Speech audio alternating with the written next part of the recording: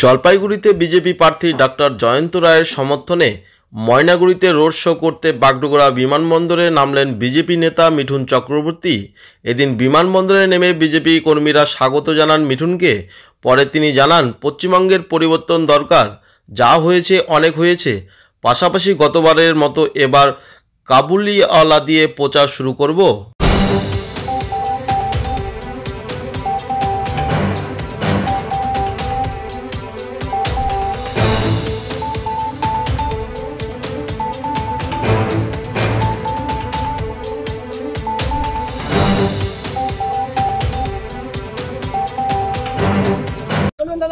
এখন শুরু করি দেখুন, এসব বলা খুব মুশকিল, আর আমি এসবে বিশ্বাস করি না। আমি বিশ্বাস করি যে Paschimbanga needs a change now, is enough. এটার আশা করি ক্যাম্পেইন শুরু করবো।